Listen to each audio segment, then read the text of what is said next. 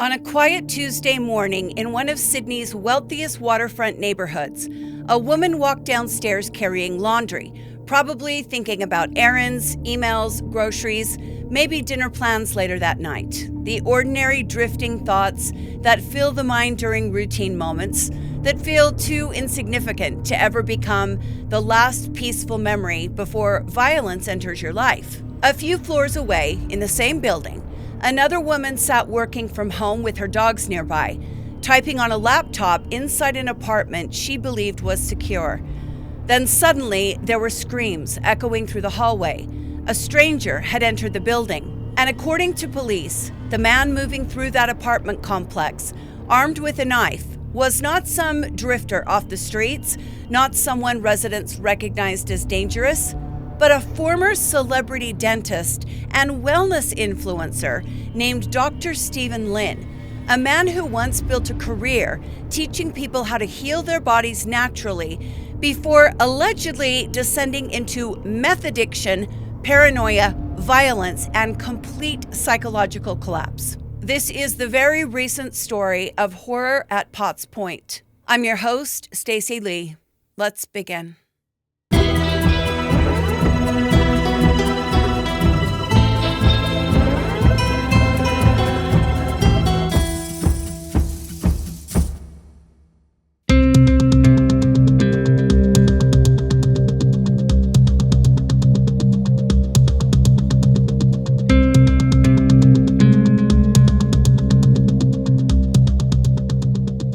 Sometimes the most horrifying attacks begin with moments so ordinary that they almost feel insulting in retrospect. Christine Campeau was not walking through a dangerous alleyway when her life changed.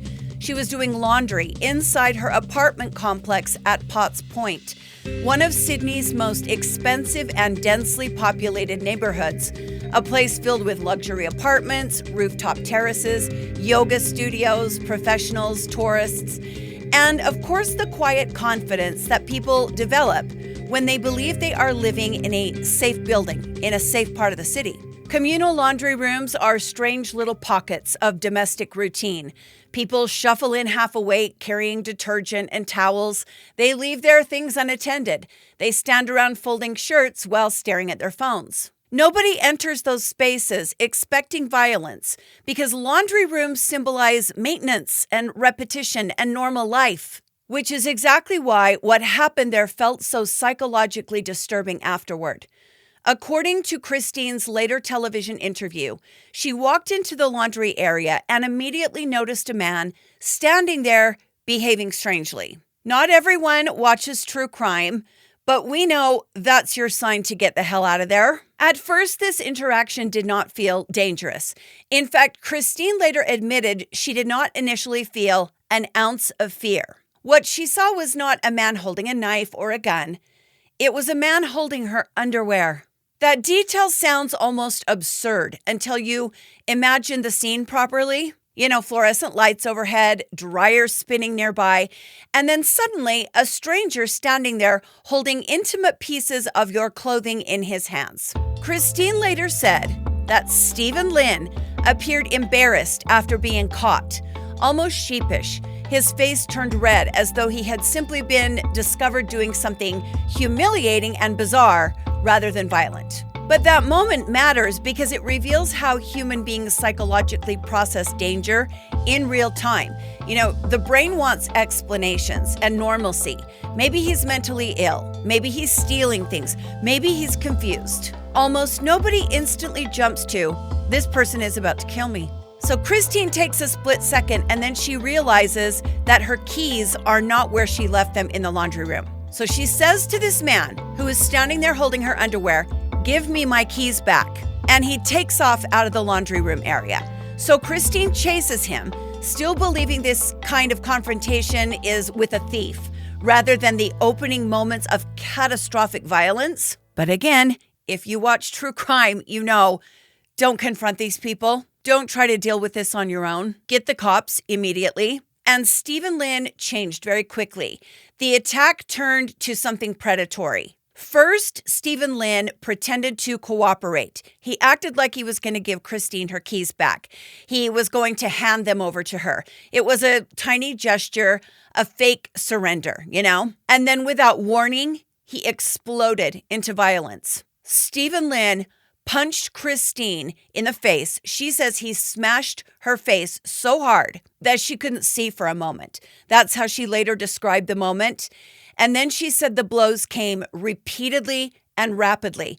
About 10 or 12 strikes in chaotic succession, the kind of overwhelming violence that survivors often struggle to describe afterward because individual moments blur together into one avalanche of fear and sound and impact and pain. At one point in this attack, Steven Lin takes Christine's head and smashes it against the wall. And that was the moment she realized this was no longer just a fight. She was in a fight for her life. When we hear these stories, I always imagine the terror of having to understand in real time that someone you may have never met before is trying to kill you. You're in the laundry room of your apartment building and people are walking by on the sidewalk up above, going to get coffee, driving their cars. You're about to die.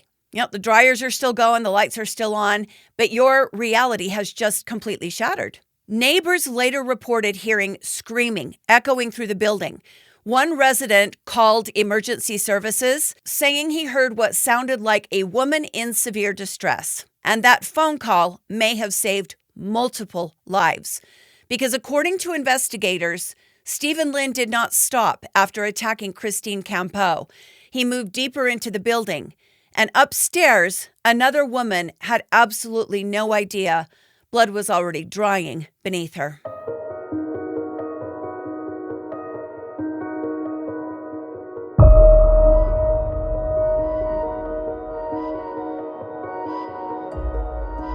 Several floors above, Chloe Paul was inside her apartment working from home. She's a photographer, a mother of 3, and according to friends, someone intensely disciplined about fitness and boxing training. Though at that moment, none of that seemed important because she was not preparing for danger. She was just existing inside what she believed was a secure building in broad daylight. And then came either a knock at the door or sound in the hallway. Accounts vary slightly depending on the report, but what remains consistent is what happened afterward. Chloe's chilling recollection that she initially believed there was a man entering her apartment and that he might be a maintenance staff person or a tradesman connected to the building. She opens her door. She sees this nice-looking man standing in the hallway. She doesn't recognize him, but she thinks, oh, maybe it's somebody with the building. And it's horrifying. I lived in a high-rise in Vegas. It was very secure, but if somebody knocked on my door, I would always say, who is it? What do you need? Is this maintenance? But people can lie and say yes. But when you're inside your own home and you feel like it's safe and secure, you drop your guard and you speak politely. You assume normal social rules still apply. Well, that's exactly what Chloe did.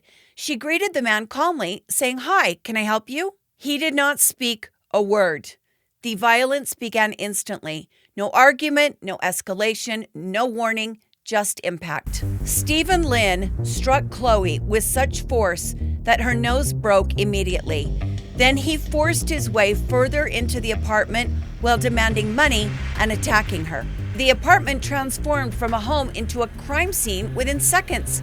There was furniture overturned, blood on the floor, dogs panicking nearby. One of the most haunting details from Chloe's later interview involved her dog hiding underneath a nearby table during the attack while she fought for her life on the floor. Steven Lin pinned Chloe to the floor and wrapped his hands around her throat.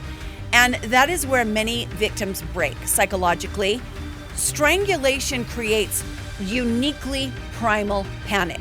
The body understands immediately that death is very possible, but Chloe's years of boxing training kicked in. So as Chloe is laying on the ground being strangled, she recalled hearing the voice of her boxing coach inside her head, saying, "If you can't win the fight, go for the balls."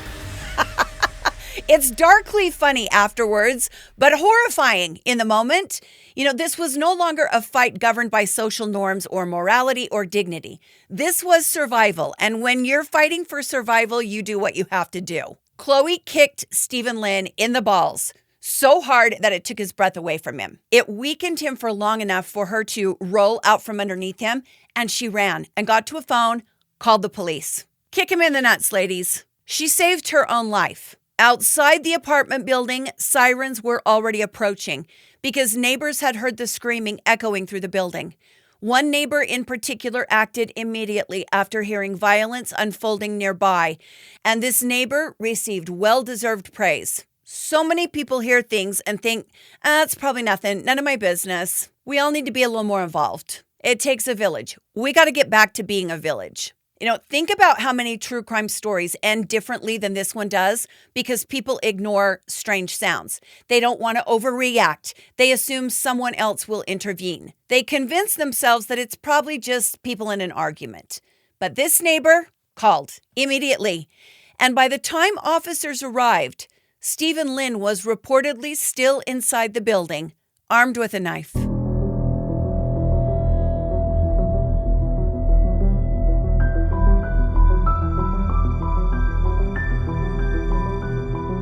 Before March 3rd, 2026, Steven Lin represented something very different publicly. Health, success, optimization. He was not simply a dentist, he was a wellness personality, a public-facing expert who built an entire brand around holistic health, nutrition, and lifestyle improvement. His book, The Dental Diet, gained attention internationally by promoting the idea that oral health reflects larger systemic issues within the body. And his message resonated strongly with audiences increasingly drawn towards alternative wellness culture. Dr. Lin appeared articulate and polished and calm, the kind of man that people trust. Society expects danger to look like danger, but those of us in the true crime community know that is not always the case. Steven Lin looked like someone who hosted podcasts. And that is part of what made the story spread so aggressively online. People became obsessed with understanding how someone who once projected wellness and discipline could allegedly descend into random acts of violence inside a luxury apartment building. Steven Lin's life had deteriorated dramatically following the collapse of his marriage. Family members later described severe methamphetamine addiction, paranoia, instability, and escalating behavioral problems. Meth destroys people in catastrophic ways. It attacks nearly every system simultaneously. Sleep disappears, impulse control disappears, you get paranoid and aggressive, and long-term users often become unrecognizable to the people who once loved them. Steven Lin's downward spiral allegedly included prior accusations involving assault, stalking, choking incidents, domestic violence allegations, and robbery-related accusations before the Potts Point attacks. So you know what I'm going to say? Why wasn't he in jail? Well, this is Australia, so he also has the opportunity and the option of getting mental health care. Why wasn't he in a mental health facility? One especially chilling detail later emerged. Only 10 days earlier, some charges tied to an alleged previous violent incident had reportedly been dismissed after an accuser failed to appear in court. Okay, an accuser fails to appear in court. That's one incident. It sounds like he had multiple charges, different incidents. So why wasn't he locked up? Then came March 3rd, and afterward, the internet does what it always does after shocking crimes involving once respected figures. People began digging. Old Instagram posts, archived interviews, podcast clips, family photographs, just humans being human, desperately wanting signs to exist. Randomness is very intolerable to us. Society wants collapse to look obvious in retrospect, but it doesn't. Not always. A lot of catastrophic spirals remain invisible until violence erupts publicly. The people around these types of people want to keep it quiet. They think they're helping, or maybe they're protecting their own reputation. But the reality of it is, you guys, we all have crazy people in our families. We all have drug addicts in our family.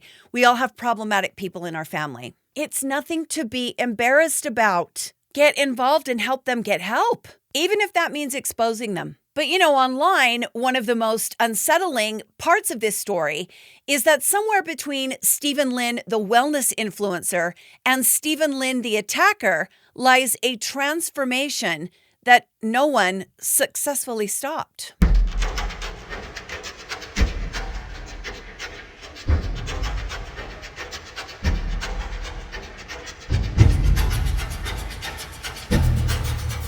The first officers arrived shortly before 11 a.m.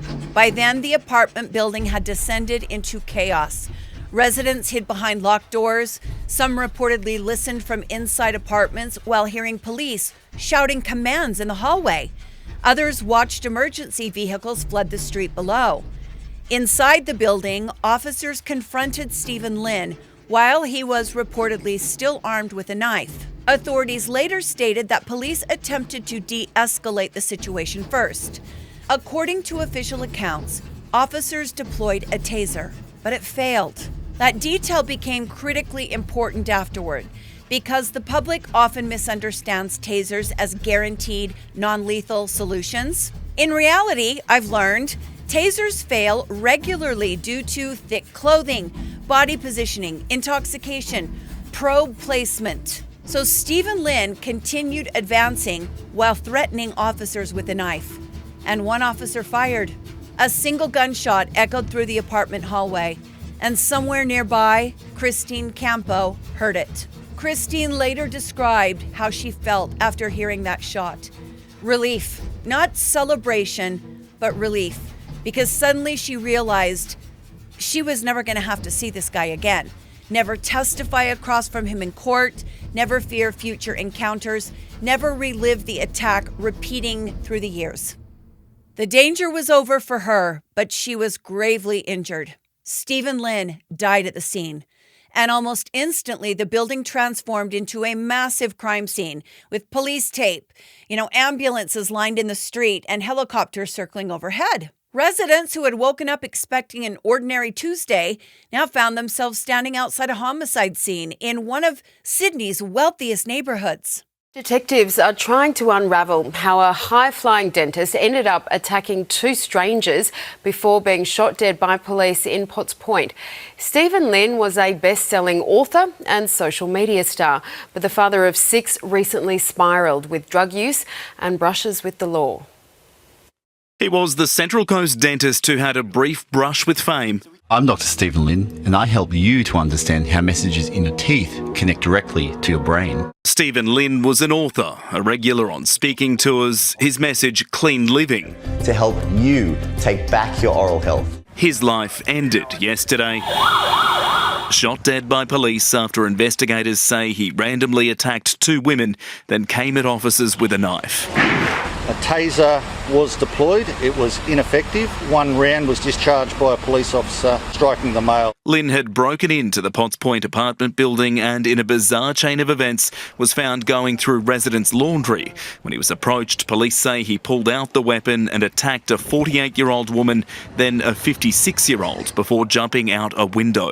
Court documents have revealed Lin's fall from grace in recent years, drug use and charges of assault and intimidation. One of the questions investigators are now trying to answer is what was Steven Lin doing here in the first place? Police are now working to retrace his steps, trying to figure out what state of mind the 41-year-old might have been in the days and hours leading up to yesterday's attack. The way and how this unfolded will be thoroughly investigated. Andrew Denny, 7 News. Meanwhile, the paramedics were treating both of the women who had been attacked. And both Christine and Chloe survived. I firmly believe that these women did things to save themselves. And the fact that they survived changed everything about the emotional shape of this story. Many random attacks do not end this way.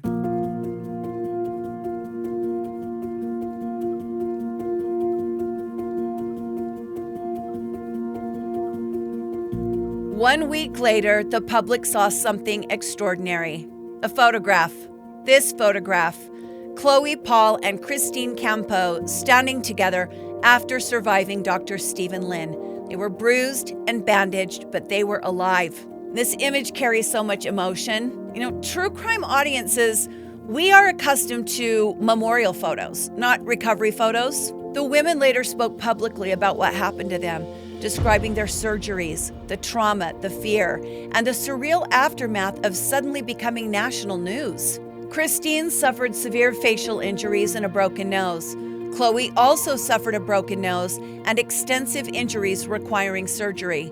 But the deeper wounds are always invisible. Survivors of random violence often describe the hardest part not as the physical pain, but the destruction of psychological safety. Laundry rooms don't feel harmless anymore. Apartment hallways stop feeling safe. Unexpected footsteps become terrifying. Many of us can relate to that. And perhaps the most powerful moment from the interviews came when Christine reflected on survival itself. She said, Steven Lin had unknowingly picked the two strongest women in the building. I love that. And it sounds to me like she was right, because despite the blood, the strangulation, the panic, the brutality, both women fought back. Christine survived long enough to scream and escape and get help. Chloe physically fought her attacker while trapped underneath him. Both women refused to surrender completely to terror. And afterward, they formed an almost immediate emotional bond. Two strangers connected forever through shared survival. GoFundMe campaigns quickly raised significant money to help recovery expenses, help with therapy, and pay for lost income while the women attempted to rebuild their lives. Recovery after this kind of violence is never clean. I've seen a lot of expert interviews where they say that survivors often replay the attacks over and over in their mind, either searching for something they might have missed or asking themselves questions like, should I have reacted sooner? Should I have run earlier? And why did I trust him initially? I think that's the one that would bother me the most. I'm not a very trusting person, and I'm not now after doing this for 6 years. If anything, I would be the person that would probably overreact or jump to conclusions and end up looking like an idiot afterwards. But I'd be an alive idiot. But the fact of the matter is, I think both of these women did exactly what they should have done. If I would be critical of anything, I would say I wish Christine hadn't fought with Steven Lin over the keys. But I also say that as somebody who'd be like, where the hell are my keys? For me personally, there is something a little unsettling about public figures who preach healing. I'm not talking about doctors or virologists, experts, things like that. Unless they get into that kind of woo-woo wellness space. Now, don't get me wrong. I have singing bowls. I meditate. I'm undergoing myofascial release treatment. I take a handful of supplements every day that could choke a horse. I believe in alternative healing. What I don't feel comfortable with are people that are really, really focused on the money-making aspect of it. And I don't expect people to work for free. That's not what I'm saying. But I just kind of side-eye people that are always on social media using their credentials to try and make money on social media. If you're already a dentist, do you need to be on TikTok promoting products? It's complicated. Everybody's got the right to a side hustle. But the reason I bring this up is because it's funny to me just how many people in the wellness space end up going off the deep end. We have seen that so much here. We've talked about people in cults. They go from yoga to QAnon, homesteading to preaching against science. There's something about that wellness community that always makes me a little iffy.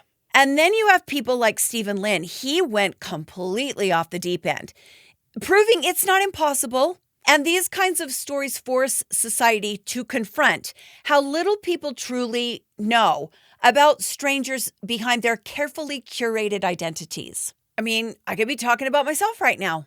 I could come and sit and talk to you guys in my pajamas, but I do all this. Steven Lin once built a career around wellness, nutrition, discipline, and self-improvement.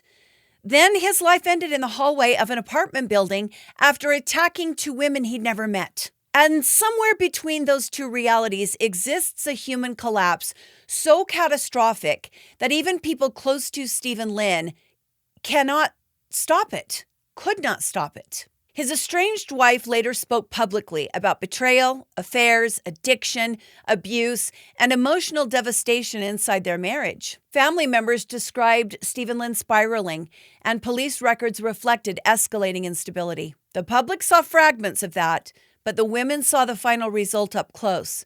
And perhaps the darkest aspect of this story is how ordinary everything looked before it.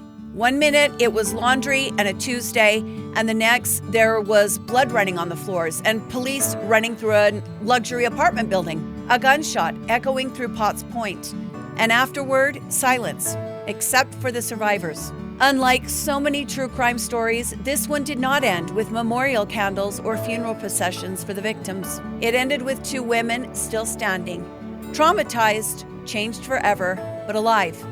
And in the end, perhaps that became the one thing stronger than the violence itself: survival.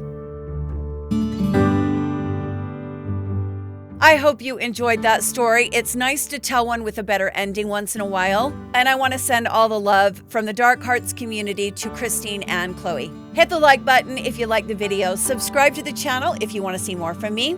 These are my podcasts. They are both on Apple and Spotify, and I will keep you updated. I'm getting closer and closer to the merch release and the website. I used to have a website when the channel was called Dining with Death, but I've got it all redesigned and it's getting ready to go back up. I think you guys are going to like the merch. It's like stuff you'd actually want to wear.